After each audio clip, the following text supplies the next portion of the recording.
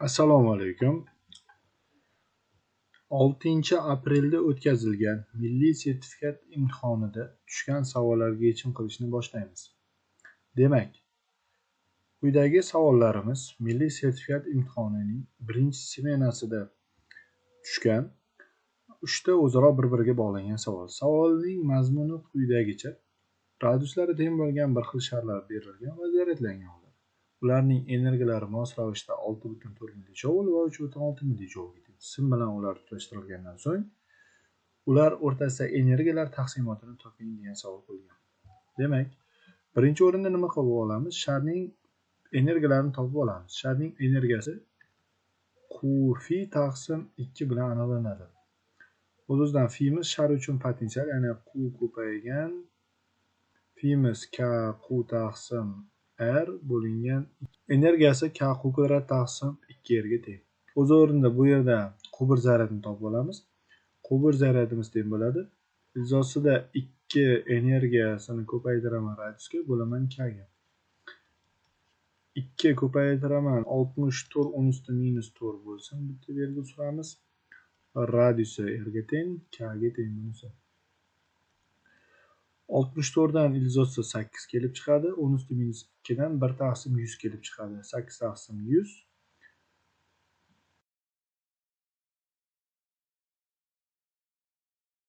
Ostida 2R taqsim K bo'ladi. Q2 zaryadimizni ham hisoblab olamiz. 2 ko'paytiraman energiyasi 36 10 usti minus 4 ko'paytiraman radiusga bo'laman K ga. Bu yerdan esa 6 taqsim 100 izosida 2R taqsim K degan son kelib chiqadi. O'z o'rnidan bu yerda belgilash kiritib oladigan bo'lsak, ya'ni 2 taqsim 100 izosida 2R taqsim K ikkala zaryadimizda ham mavjud. Buni qandaydir x deb belgilash kiritadigan bo'lsak, Q1 zaryadimiz teng bo'ladi 4x ga, Q2 zaryadimiz teng bo'ladi 3x ga. Zaryad endi ular o'zaro bir-biriga tekkazildi. Nima bo'ladi? Zaryad ko'pidan kamiga qarab zaryad oqadi toki potensiallar tenglashguncha. Potensiallar tenglashishda deyilgani zaryadlar radiuslar nisbati taqsimotga ega bo'ladi. Radiuslarimiz tengligi hisobidan zaryadlarimiz tengki bo'ladi. Ya'ni umumiy zaryad 7x ga teng. O'z-o'zidan 3,5 x dan to'g'ri keladi. Keyingi zaryadimiz 3,5 x ga teng.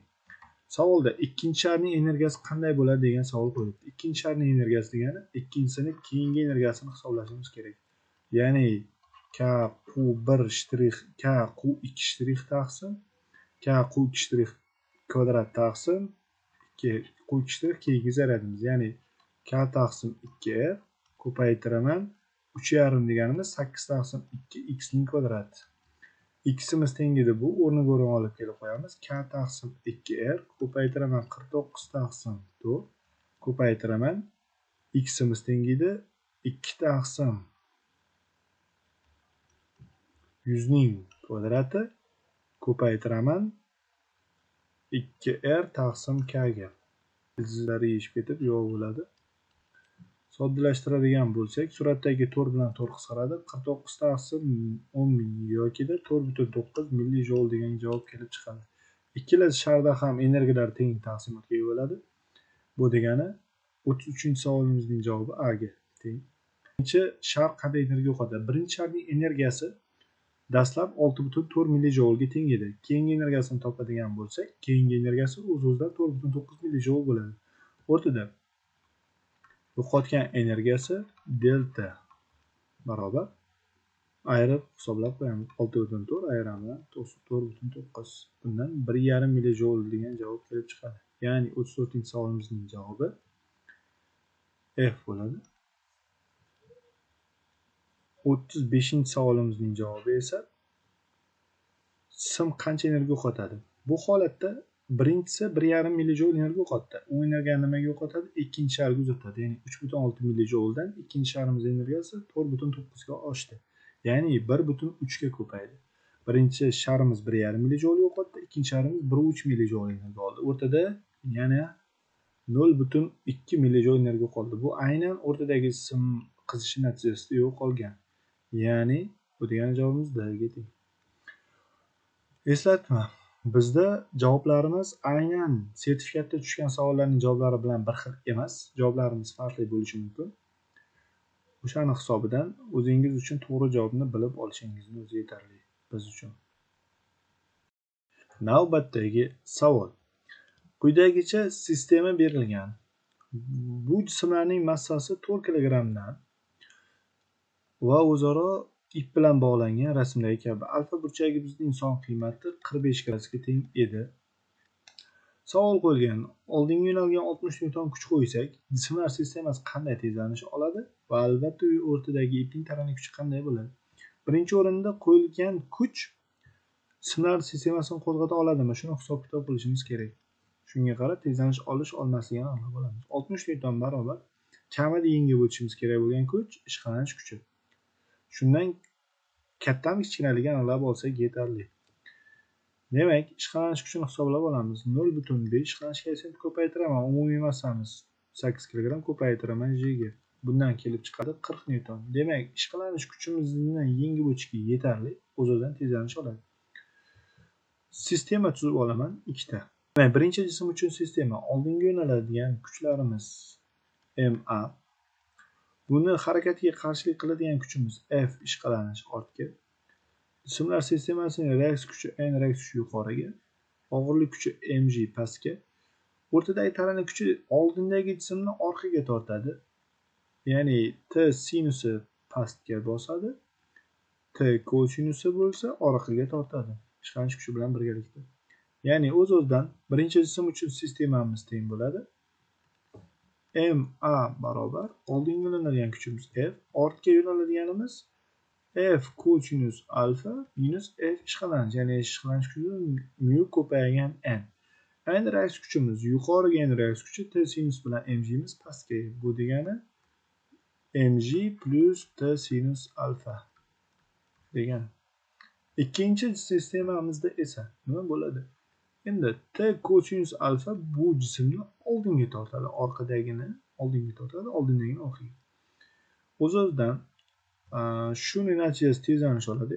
MA barobar massalar teng bir xil tezlanish oladi. Ko'paydi barobar T kosinus alfa oldinga tortadi.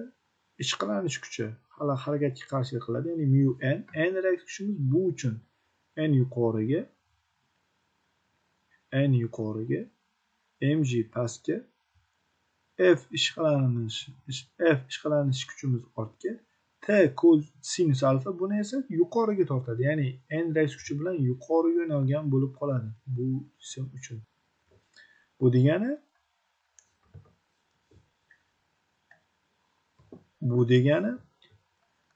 mg minus T sinus alfa bo'ladi degani. Ikkita sistemamizni topib oldik. Sistemalar sistemasini qo'shib yuboraman. MA barobar bizda qoladi. Bu yerda anglashilmovchilik bo'libdi. Bizda qoladi T kosinuslar qisqarib F minus mu mg o'z-o'zidan 2 mg T sinus alfa minus T plus T sinus alfa yeshiga bo'lib ketadi. Shu sistemamiz qoladi. Hisob-kitob qilamiz. 2 ko'paytiraman massamiz 4 kg, tezlanish A ga teng. F minus mu 0,5 ga teng, ya'ni 1 taqsim 2 ko'paytiraman mg miz 40 ga. Hisob-kitob qilib oladigan bo'lsak, 2,5 metr taqsim sekund kvadrat tezlanish kelib chiqadi. Ya'ni bu A savolim, B savolimizning javobi. A savolimizda taranish kuchini hisoblang deyilgan. Ikkinchi sistemaga olib kelib qo'yamiz. Massamiz 4 kg ko'paytiraman tezlanish 2,5 ya'ni 10 barobar T kosinus 45 gradusda 1 taqsim 2 ga teng minus mu'miz 1 taqsim 2 mg miz 40 minus T sinus alfamiz ham 45 gradusda 1 taqsim 2 ga teng. Soddalashtirib oladigan bo'lsak T barobar 20/2 degan javob kelib chiqadi.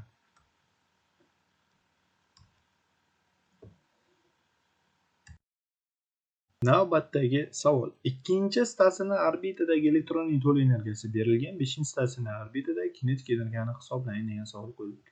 Bu avvalgi millisekund imtihonida ham tushgan.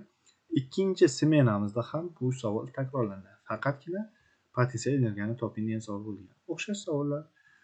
Demak, nima qilamiz? To'liq energiyamiz bizda teng bo'ladi kinetik va potensial energiyalar yig'indisiga. To'liq energiyamiz teng E0 taqsim n kvadratga. E0'imiz esa bu dastlabki to'liq energiya, ya'ni 0-sathdagi to'liq energiya. Aynan shuni hisoblab topib olamiz. Bizda to'liq energiya berilgan n-sathdagi. Ya'ni bu degani to'liq energiyani ko'paytiraman n kvadratga. To'liq energiyamiz o'sha sathda -8 ga teng ekan, ko'paytiraman n kvadratga. Bu degani n kvadratimiz 2 ning kvadrati -32 elektron volt degan javob kelib chiqadi, ya'ni dastlabki to'liq energiyamiz. 5-sathdagi to'liq energiyani hisoblab oladigan bo'lsak, bu degani -32 bo'laman 5 ning kvadrati, ya'ni 25 ga. Bu yerda -1,28 elektron volt degan javob kelib chiqadi. Savolda o'sha sathdagi kinetik energiya so'ralgan. Kinetik energiyamiz bizda teng bo'ladi mv kvadrat taqsim 2 ga. V esa umumiy formula keltirib chiqaramiz, ya'ni yadro fizikasi uchun emas, bu umuman amal qiladi. Elektrodinamikada ham, mexanikada ham amal qiladi bu formulamiz. Bu degani mexanika uchun ishlaymiz. Ya'ni mexanikada nima bo'lardi? Kosmik kemalar va tezlik bilan aylansin yer atrofida masalan. O'z-o'zidan uning aylanish tezligi teng bo'ladi birinchi kosmik tezlik, ya'ni gr ni o'ziga. Kinetik energiyamiz. Potensial energiyamiz nimaga teng bo'ladi? H balandlikdagi potensial energiyamiz bu teng bo'ladi F tortish kuchidan R bo'yicha olingan integralga. F tortish kuchimiz gamma, ya'ni G gravitatsion doimiy esa ko'paytiraman massalar ko'paytmasi integraldan tashqari kelib chiqadi. 1 taqsim R ning kvadrati minus R bo'ladi. Gamma m taqsim R kvadrat degan narsani keltirib chiqarsak, o'zidan minus mgr ga aylanadi. Bu aynan potensial energiyamiz. Ya'ni kinetik energiyada minusga kelib chiqadi. To'liq energiyani hisoblaydigan bo'lsak, kinetik va potensial energiya yig'indisiga o'z-o'zidan qo'shib yuboradigan bo'lsak, minus mgr taqsim 2 degan tengligi paydo bo'ladi. Bu ya'ni bu potensial energiyaning yarmiga teng. O'z-o'zidan kinetik energiyamiz aynan shu energiyaning manfiysiga teng bo'ladi, ya'ni to'liq energiyaning manfiysiga. Savolda, yuqoridagi savolda aynan to'liq energiyani topdik. Kinetik energiyamiz aynan shuning manfiysiga teng bo'ladi. Ya'ni javobimiz 1,28 elektron voltga teng. Ikkinchi smenada tushgan savolda esa potensial energiya so'ralgan, ya'ni to'liq energiyani topib turib 2 ga ko'paytirib yuborsak kelib chiqadi. Baholi qudrat darajasi yuqori bo'lgan savollarning ayrimlariga yechim qildik. Nasib bo'lsa, ikkinchi smenadagi savollarga ham yechim qilamiz. Bizni kuzatishda davom eting. E'tibor uchun rahmat.